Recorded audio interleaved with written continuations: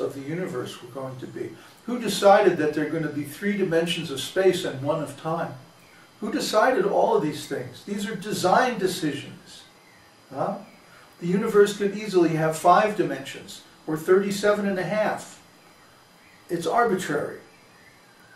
Who makes these decisions? Who decides that the Planck's constant is going to be 1.6 times 10 to the minus 32nd? Who decides all these things? Huh? It has to be someone with perfect intelligence, because the laws of the universe never change, at least during the time that the universe is manifest, as far as we know. And not only that, they have to be adjusted in just the right way so that the creation will come out right. If they're not, then, you know, we could have, it could be very easily made so that atoms are impossible. For example, if the strong nuclear force had, you know, like half the value that it actually does, the nuclei of atoms wouldn't be able to stay together. And then what?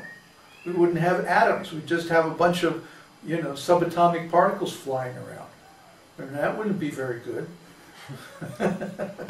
So, any way that you slice it, intelligence and some source of energy are required to make the creation such as we see it. And the common thing that we find, especially among all the atheistic theories of creation, is they don't recognize this. They say that matter has some ability to act and organize itself, or that it's due to chance, which is just a cop-out. Because we all know what chance is. Chance is what we use when we don't really know what's happening. We can analyze things statistically and say that, well, in the past, this many have happened in this long of a time, and so on, like that, standard deviations and all that. But that doesn't give us the ability to predict what's going to happen next. That means we don't really understand it. For example, if I have a radium watch dial, and somehow I'm able to count all the atoms in that radium watch dial, then I can say, well, based on our observations of this watch dial, we can say that it has a half-life of so many years. In other words, in so many years, on the average, half of the atoms in this sample will decay. But that does not give us the ability to predict when a particular atom is going to decay. You see? That means we don't really understand it. We say it's due to chance. But that's just a CYA, means we don't really know. And we can't really understand because we don't know how it's working. You see? So all theories of cosmogony, which means how the universe is created, that are not Vedic, get these 2 points wrong. One, they say that matter can do things by itself, and the other, they say that God is not present in his creation. He's separate from his creation. And because of this, they're all wrong. Now, it's time to change the tape. So we have to take a 2-minute break while we change the tape. While we're doing this, try to think of some good questions to ask so we can have a nice discussion. Well, yeah, but nonsense. Nonsense questions. Yeah. You want to have it or not? How bad? Well, what do the Vedas say about extraterrestrial life? So just read Srimad Bhagavatam. Yeah, read Srimad Bhagavatam. You get the whole story. Does anybody have a question about what we just discussed? What's a radium watch? What's a radium watch dial? What's a radium watch dial? Ah. You mean they don't have them anymore? I guess not. Not where I come from. Oh. Well, radium is a radioactive element. Mm-hmm. And so when it's in certain pigments or salts, I think it's potassium something or other, when the radium emits an alpha particle, it will hit an atom of the fluorescent dye and glow. Right. So it's glow in the dark watch dial. Oh, Before we had electric watches and batteries and stuff like Oh, that. we still have those medium watch dials. We call them glowy watches. Glowy watches. Glowy watches. Oh, you got a glowy watch. Well, we're not up to those technical terms. Radium watch dial. Okay. Yeah, yeah. Radium watch dials have been around for, I don't know, a couple hundred years. Yeah? Mm-hmm. Wow. Yeah, they knew what radium was, they just didn't understand how it worked. Anybody come up with a question? No. Come on, guys. Don't make me feel like I'm wasting my breath here. Neville's not there. Neville's not here. Yeah, Neville's in India. Think. Did it really just go in one ear and out the other?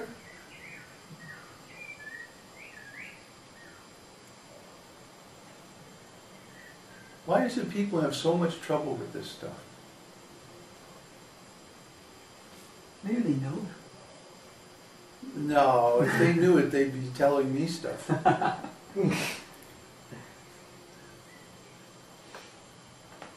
Okay, well, No questions.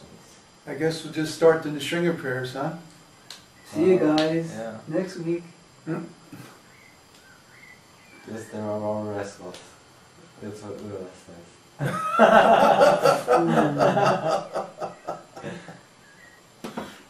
What to do? Chant Hare Krishna.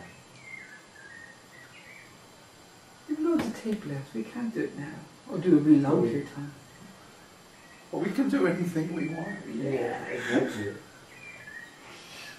Oh, and Laura is being offended by Ula.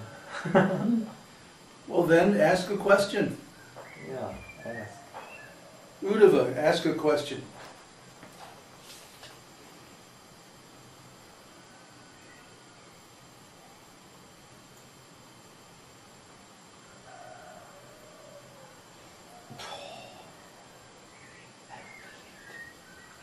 What? I don't believe it. What? Stephen, whatever that is, said, I read that our blood types were originally AB negative. Is it true? I think... Stephen is in the wrong satsang.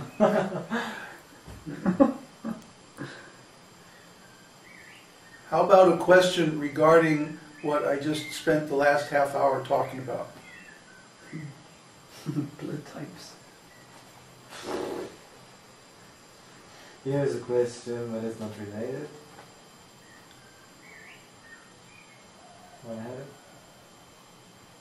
Oh, they lost sound again. You have to check your mic. Well, they don't do anything. Could it be that we have to check this cable? Maybe, yeah. Maybe there's some disconnect. Is it back now? No, No? You can't see it? I can't see it. No, it's back. I can see it. No, it's back. Hare Krishna. Yeah. Is it back? Yeah. Ah, there's a question. A question! Oh! Ah, okay. Andre has a question. Yay! I have a question about what you said. How should we go and explain to others the deductive logic if they don't even care about spirituality?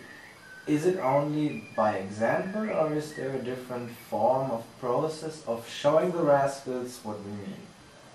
Well, you can argue, you can question the assumptions behind their theories. Let's say they have no interest in spirituality, but you can at least show them that whatever theory that they have is wrong. Yeah, I just did that. Huh? Maybe I can explain. You want to do that? Yeah, I can. Okay, Gloria's going to explain. Take it away. Whoops. Don't take it away too quick. Yeah. There. So, I made an experiment. There is this German social networking platform that I'm connected with for promoting our website and stuff.